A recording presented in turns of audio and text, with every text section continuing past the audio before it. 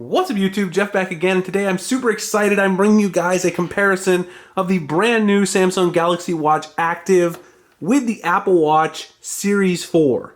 Now before we get started with the comparison, I do want to acknowledge there's a huge price disparity between these devices. Obviously, the Samsung Galaxy Watch Active starts at $199, while the Apple Watch Series 4 begins at $399 for the Wi-Fi model, and you've got all kinds of configurations going up to around $1,000. Now, the main thing I do want to talk about though is that these do have a lot of features in common, like fitness, notifications, all of that kind of cool stuff, and they also have their own unique aesthetic. So let's keep in mind the price value considerations as we go along. Now, the first thing I want to talk about is the size and obviously the aesthetic of the two devices. Clearly, the Galaxy Watch Active has a completely round bezel, while the Apple Watch does have that sort of rounded square on the front. Maybe you call that a squircle if you want. You can also see there's obviously quite a large difference between them. The Galaxy Watch Active only comes in one size, and it does take the 20mm standard band, so you can swap out any bands that you want, whereas this is the 44mm version of the Apple Watch. Now, there is a smaller version of the Apple Watch that obviously is going to be a little bit closer in size to the Galaxy Watch Active, but I did compare my Galaxy Watch Active to the smaller Apple Watch inside of Best Buy in the Apple Store, and the Galaxy Watch Active is still quite a bit smaller. I showed this on my wrist in some previous videos. If you're a guy and you have a large wrist, this watch does look kind of small. In my opinion, it looks way too small for my wrist. Not something I'll probably continue wearing after the review period just because of the size. The Apple Watch Series 4, in terms of the size, does look a lot nicer, a lot more substantial on my wrist, as you guys can see right there what it sort of looks like on. So obviously, if you're into the size consideration as a guy, I might prefer the larger Apple Watch, and there is no size that you can choose in the Galaxy Watch Active.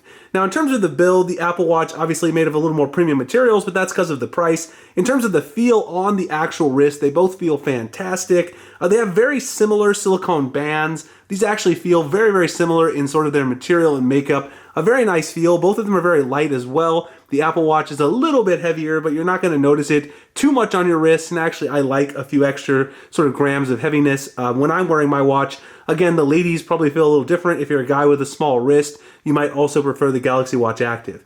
Both of them, though, very comfortable to wear. It really just comes down to which size you want. And of course, that's a consideration that each person has to make on a case-by-case basis. So aside from the aesthetic and overall look, there are a couple of things to talk about in terms of fitness. Obviously, the Galaxy Watch Active is made for fitness sort of applications. If you slide over here, you've got lots of options in terms of fitness. Keep track of your calories, your steps, of course, floors, all that sort of stuff. You've got tons of different sports that you can keep track of. There's some that are just there, and there's so many more. I think up to 39.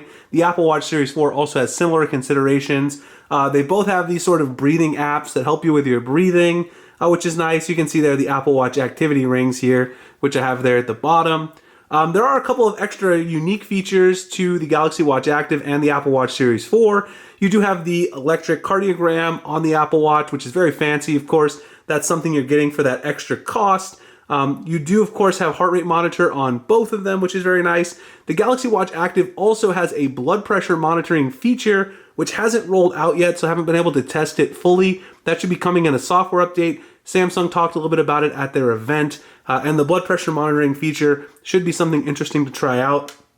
Very, very similar overall to the Apple Watch in terms of fitness and sort of health tracking. So if you're interested in health tracking alone, and that's really your only sort of thing that you're interested in for a smartwatch, I think they're pretty much equal. And because the Galaxy Watch Active is quite a bit cheaper, I might go that direction if I was only interested in fitness tracking, unless you want the heart rate monitoring, of course, because the Apple Watch Series 4 is the only way to get that. The next thing to talk about is battery life. Of course, battery life is always very important when using any smartwatch. The Apple Watch actually has a little bit larger battery, but if you look at the websites for the two different companies, the Apple Watch is only rated for, I think, 18 to 20 hours of use. I get quite a bit more than that, to be honest with you. The Apple Watch is one of the better battery life watches I've had in a long time. I've used this since it came out as my daily driver. I usually get about 2 days of average use. I use it obviously during the day a lot when I'm at work, and then at home at night I usually take it off or just use it sparingly. I'm using it a lot during the day for notifications, email, things like that. But 2 days of use is very good in my opinion, and that's sort of a standard use case. I also don't use the LTE that often, only when I'm away from my desk. So I really kind of use this, even though it is the LTE model, just like sort of a Wi-Fi sort of enabled watch.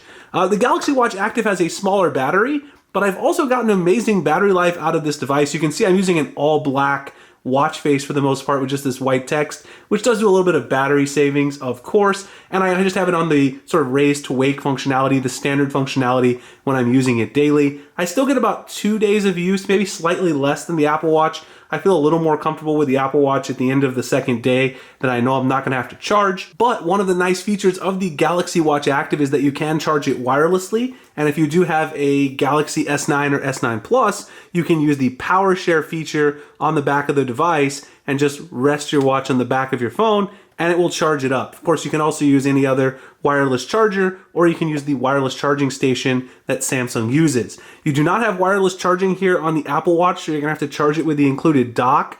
That is kind of annoying, and it's certainly something that we need to see sort of come to the Apple Watch in the future. You're not gonna have sort of a wireless charging standard. We are waiting for AirPower to come out, and then you'll be able to charge it using that mat if it ever actually does arrive. So battery life, not a huge difference between the two. I'd say the Apple Watch wins slightly, but the versatility in charging options of the Galaxy Watch Active definitely make it a appealing choice as well.